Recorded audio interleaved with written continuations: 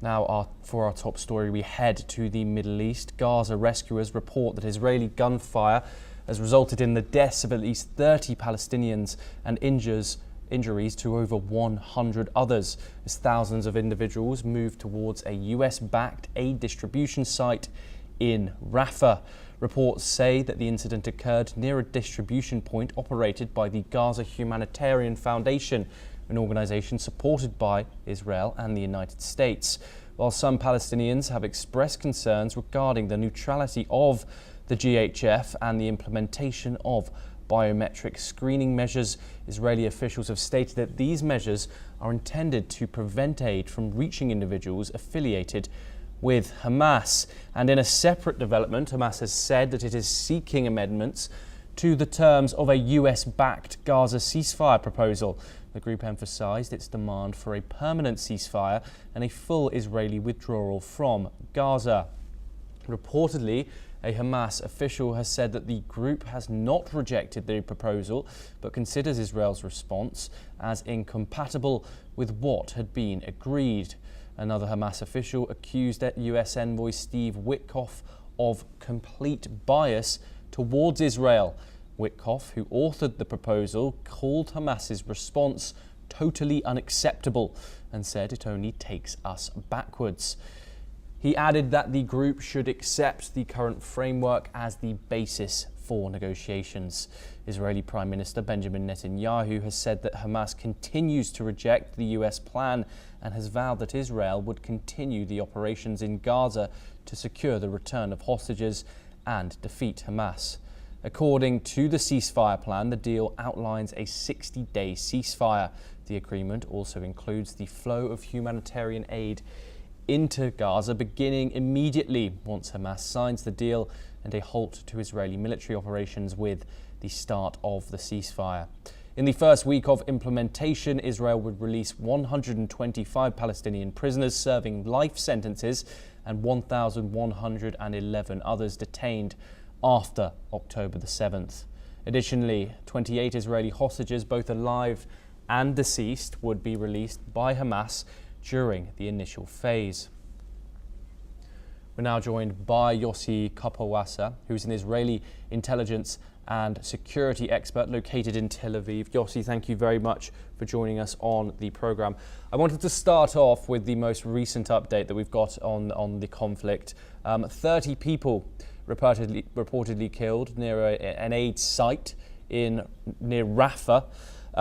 Gunfire, reportedly by Israeli gunfire, killing 30 civilians and injuring over 100 of others. What's your response to reports of this? Israel have released no statement, but something like this, a potential firing by Israeli forces at near an aid site.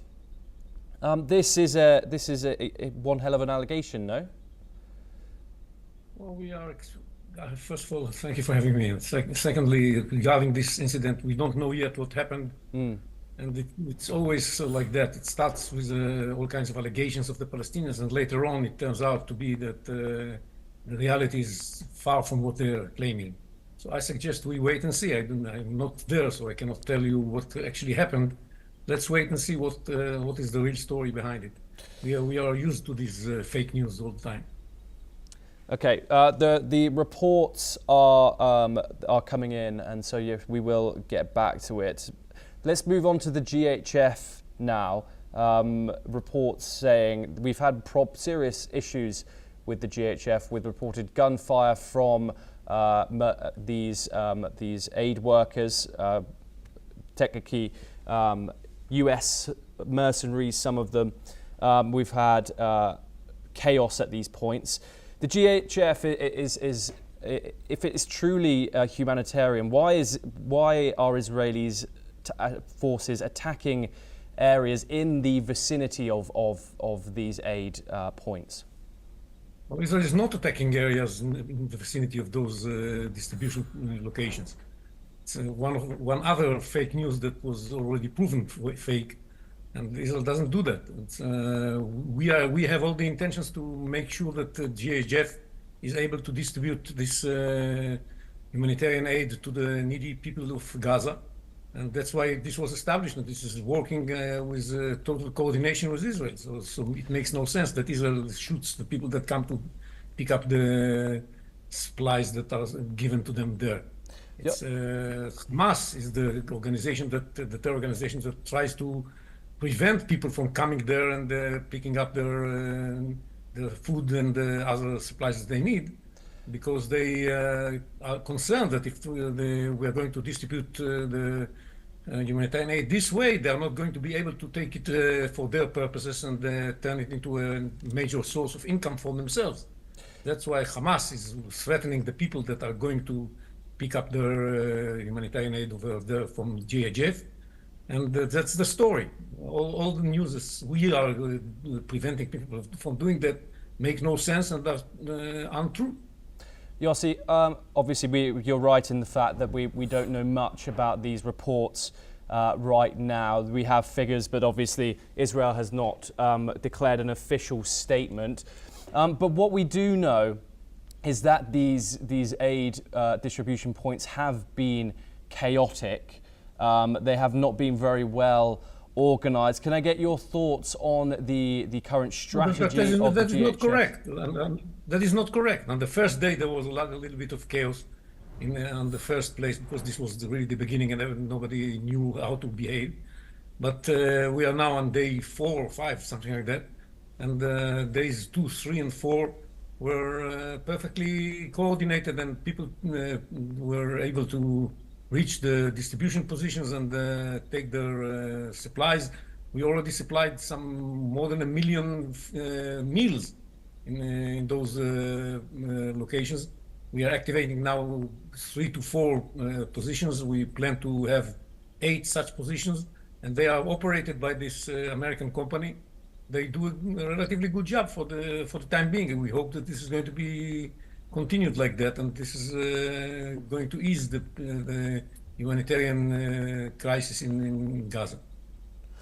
Just some final thoughts, just staying with the GHF once more. Is there concern in Israel that linking food access to biometric scans may violate international humanitarian standards? I don't think it violates any humanitarian standards. We want to make sure that Hamas people don't come to collect the food from there instead of the people of Gaza. And we are concerned that we don't even make sure that it's not the same person coming several times. As long as it's not a Hamas operative, there's no problem. If the same person comes one day after the other in order to pick food for a week, this is a risk we have to take into consideration. But if a Hamas operative comes, that's a problem. Yes. Now let's move over to the ceasefire negotiations, which are going on. We've seen both Israel and the US accept a ceasefire deal. What are your thoughts about how negotiations are going? Hamas says they haven't completely rejected this deal yet, but that's looking quite likely that they are going to, as it does not, the deal does not contain a full pathway for a full Israeli withdrawal and also a permanent end to the ceasefire. What are your thoughts on how negotiations are going, and is there still hope in Israel that hostages will be returned alive in regards to the current state of the conflict, which obviously these hostages, these Israeli hostages, which were taken on October the 7th, must be being held in the most dire conditions? Well, we certainly hope that this is going to be the case, but we put a lot of pressure on Hamas. The GHF story that you were dealing with before, this is part of it, but we also put a lot of military pressure. And we have gathered a very big force to move forward if Hamas refuses to move on the hostages deal. And it seems right now that they refused, even if they say yes, but the but is so big that it deletes all the benefits of the yes. So we are in a situation where they actually refuse to accept the deal.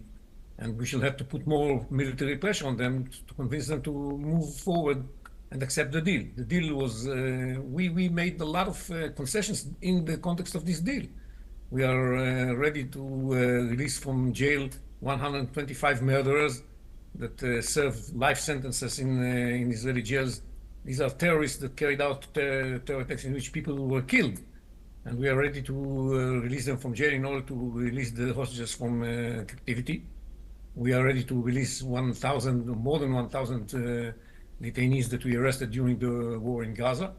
We are ready to extend the ceasefire from the 42 days that were discussed in the original American proposal to 60 days. This is something very important for Hamas. We went a long way in order to convince Hamas to release only part of our hostages. This deal deals with something like half the hostages, not all of them. And for that, we were ready to pay a lot. But Hamas wants the moon, and they're not going to get it. They should realize that they're definitely not in position to ask for the moon, and they're not going to get it. The result is going to be much heavier pressure, military pressure on Hamas, and we shall see. I hope that eventually they will come to their senses. Yossi Capoasa, thank you very much for joining us on the programme. We now move on over